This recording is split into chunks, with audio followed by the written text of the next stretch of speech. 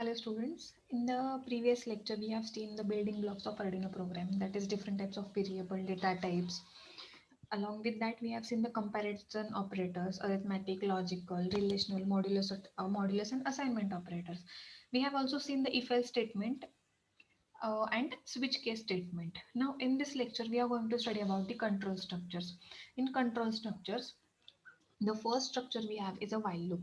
While loop will loop continuously. Now what is that while loop is going to do? It is going to execute that loop in a continuous manner until and unless the condition is false or the condition is negative.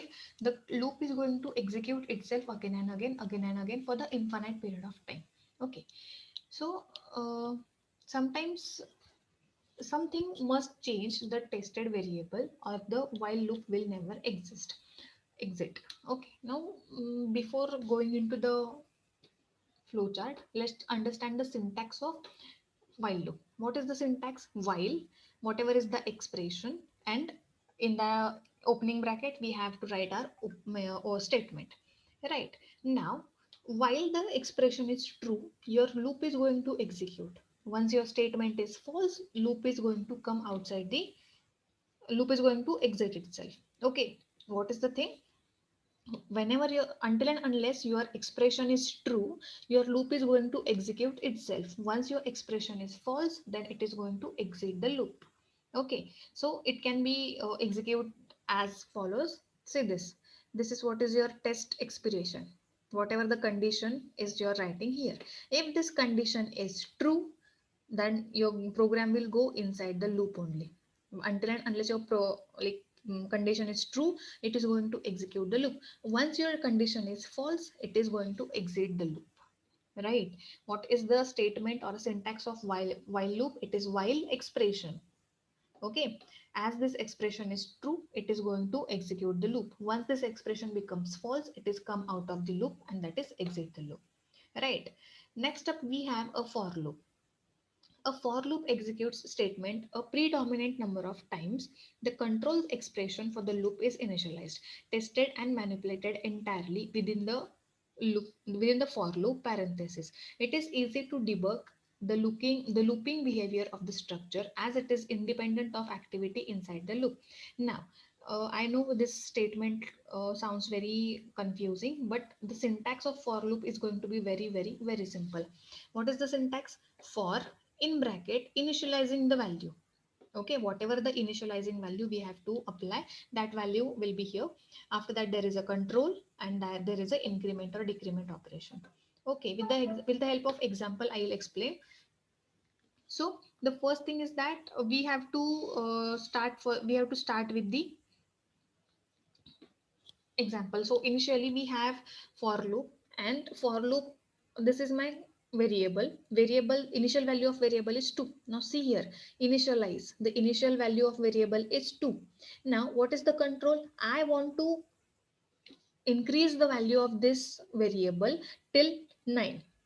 Okay, so the control will be counter is less than or equal to 9, and the increment or decrement is what? Counter plus plus. Now in the I'll tell you the simple example. Initially I have I is equal to 1, my initial value. Suppose this is my for loop. Okay, for I is equal to 0, semicolon, I is less than or equal to 10, semicolon, I plus plus. Okay, I plus plus. So what does this indicate? It indicate that my program will accept the value of I as 0. Okay, the initial value of I is 0. I want to increase the value of I as I is equal to less than or equal to 10 with the I plus plus increment operator. Now this loop will execute itself until and unless this value of I becomes 10. So that means the loop will execute 10 times. Okay, so the loop will execute 10 times. So that what will happen? Initially the value of I is 0. That is why I is less than 10. It will increment. The value of I will become 1. 1 is less than 10. That is why again it will increment. The value become 2. 2 is again less than 10. The value will be again incremented. It will become 3. Likewise, it will increment the loop 10 times. Initially what will happen? Suppose this is 9. Okay, 9 is less than 10. That is why it will increment the operator. It will become 10. Correct. Now 10 is equal to 10. That is why this operation is not going to perform. Whenever this value of I becomes 10, it will exit the loop. Okay, so this is how your for loop works. See this execution. This is going to be simple. Initial value they have written as 2. So my counter is equal to 2 at the initial stage. Now it will check for this value. Is your initial value correct? Yes. Counter is true. Counter is equal to 2. This value is true.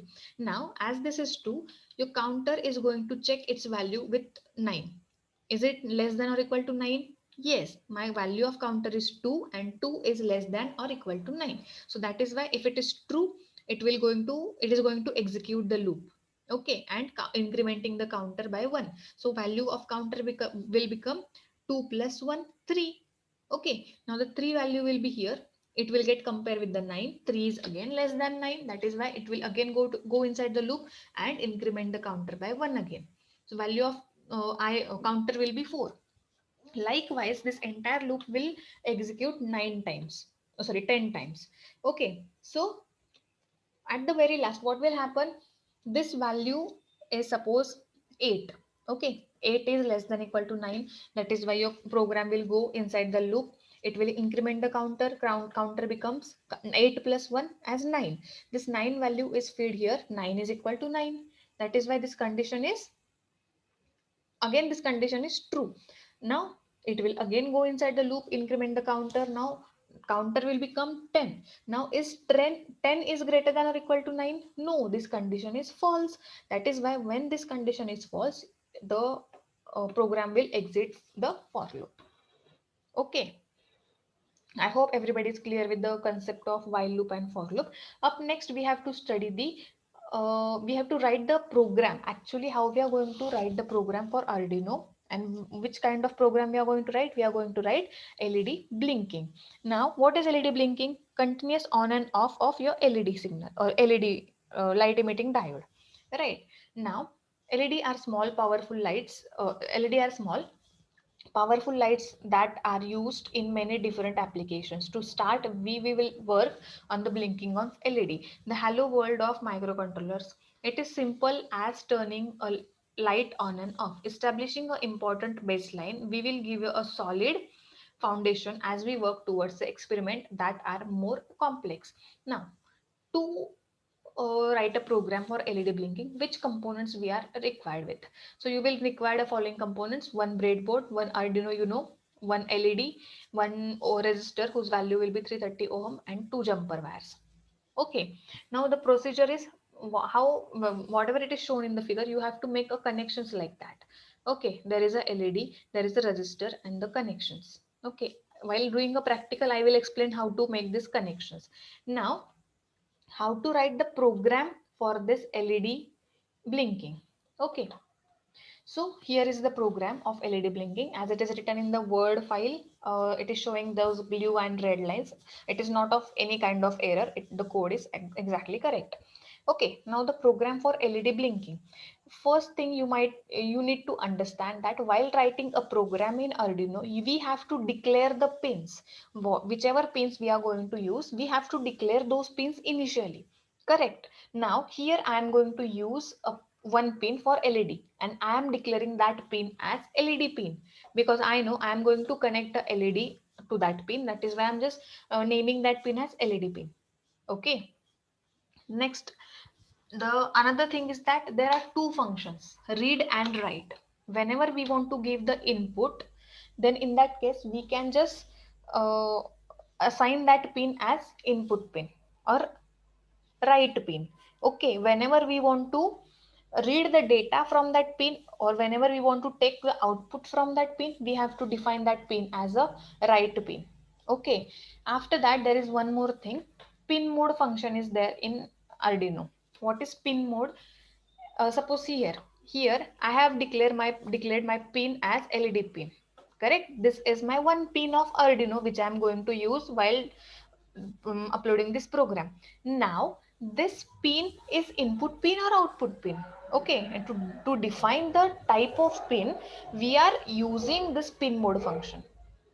Okay, why we are using pin mode function? Because we want to define whether the particular pin is input pin or output pin, right? So we have studied three things in program. The first thing is that you have to declare your pin at the initial moment of your program.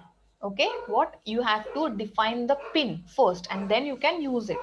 Second thing we have seen, that is digital write and digital read. What is digital write? If you want to give input to the Arduino, then in that case you have to write the data either 0 or 1.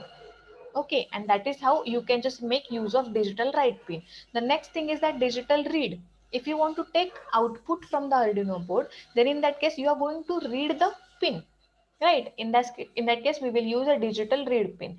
The last thing is that we have to define the mode of pin. What is mode of pin? Whether you are going to use it as an input or output, that is mode of pin, and it is defined as a pin mode. Right, now we will start with the actual program. See here, I will need a single pin from Arduino. That is why I will define only one pin, that is int LED pin. Why I'm defining int here? We have already studied the different variables. Int is one of them variable, and I am just declaring my variable with the int, right? Int LED pin. Instead of this LED pin, you can use any name of your choice. Okay, and here I am just defining it as a LED pin because I am connecting LED to that pin. That is why I have said that LED pin. Okay, so which pin I'm going to use? Pin number 13. There are multiple pins present on the Arduino. You can choose any pin which you want. I'm selecting a pin number 13. So what is this? This double slash indicates the meaning of the statement.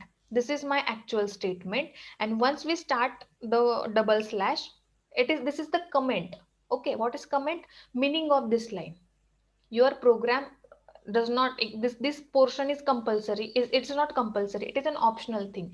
Your microcontroller is not going to read this function. Why? Because it is started with the double slash. Double slash means comment, it is for your understanding, right?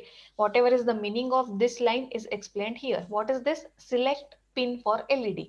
We have to select only single pin for LED and we have to define it, right? After that we will actually enter inside our void setup loop. Now, so what is void setup loop? Why we are using this void setup loop? I have told you in the previous lecture also. Void setup is used inside the void setup. We are writing a program which is going to execute for single time. Okay, in case of void setup, we are going to write one time initialization. Second thing, we have to write pin initialization and we have to write input output port initialization. So if you want to define any pin, if you want to define any port, if you want to define any number or variable or anything, you have to define it in the void setup loop.